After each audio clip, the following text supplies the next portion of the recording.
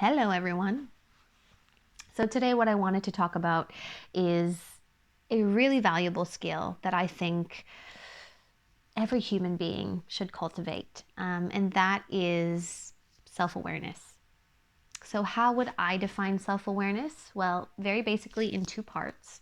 First part would be noticing how other people affect us, and secondly, noticing how we as individuals may also affect other people. Whether that's in the words that we say, how we say them, our nonverbal cues, so our facial expressions, um, our body language, and our behaviors, basically. And the reason why I think self awareness is so important is because communication is minimum a two-way street, right? We're always dealing with at least two different individuals or more who are interacting, um, and trying to, I guess, go about living this life, navigating the world.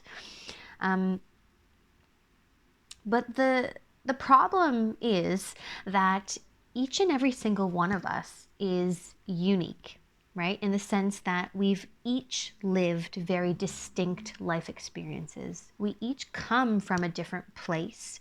We each have our own hopes, fears, and dreams. We each have a very particular lens through which we see and understand the world and go about interacting in that world. Even if you come from the same family and you grew up in the same household, you can still have a completely different and distinct experience from that other person. And so this is why I think self-awareness is so important, is that when we can, be more curious about why we say things the way we do, why we act the way we do, and how that affects other people and vice versa, that opens up the way for more genuine and deep human connection with another person, right? Being self-aware to me is kind of a responsibility as a social human being, because it's my responsibility to understand how my expression of self plays out in the world.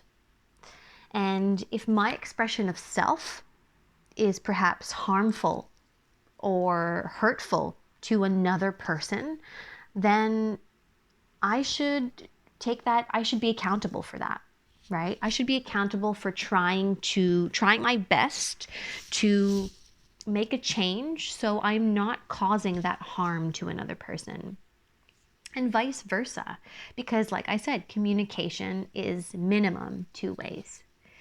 I do think perhaps there's a fine line between, being overly careful all the time about what we're saying and what we're doing. But, as long as we can have that genuine curiosity to ask ourselves these questions, I think that's more than enough, right? We don't have to over exaggerate, always worrying about what we're saying or doing, because that's also not healthy. It's finding a balance. Okay. But part of that balance is still asking ourselves why I say the things I do, why I act the way I act, and how that might affect another person. So just some very simple steps as to how we can go about cultivating self-awareness. Step one is basically being intentional in setting aside some time for self-reflection. Many of us already do that. Many of us already keep a journal. Many of us, especially now, go on walks, sitting on a quiet park bench, drawing a bath, and just taking a small chunk of your day to reflect upon your day or your week. What were situations where perhaps strong emotions came up? What happened? Who said what? How did I say it? How did the other person say it? What caused this kind of reaction? what would have been perhaps a more ideal outcome to this situation, and how could I have done things differently? The mere act of engaging in that process of self-reflection is so huge, because it means that we're open to change. We're open to listening and understanding, and moving towards a more positive interaction and outcome. And then step 2, as we begin to cultivate that habit of self-reflection, is bringing those observation skills into our interactions real time. So even in a given interaction, if things are still going to play out the way they normally do, at least you're now taking mental notes and you're noticing what emotions are coming up, what is being said, why is that person starting to get all agitated?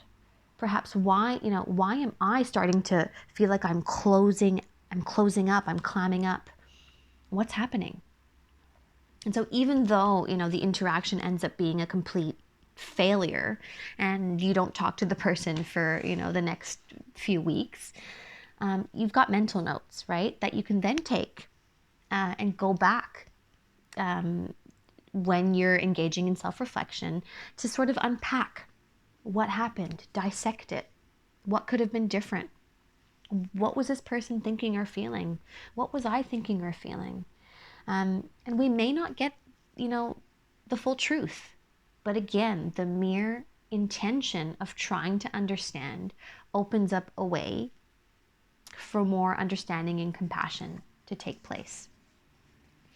And then eventually, the main goal, in our interactions as they unfold in front of us, is to be so astute and aware of what's happening that you can then choose differently, choose different words, choose different behaviors to see if that will more positively impact whatever interaction is taking place.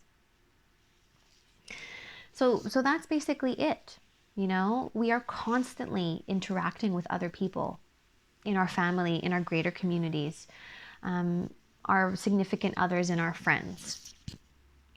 Self-awareness is a huge part of creating more harmonious and open communication, so we can connect more deeply, because we recognize how every person is completely unique.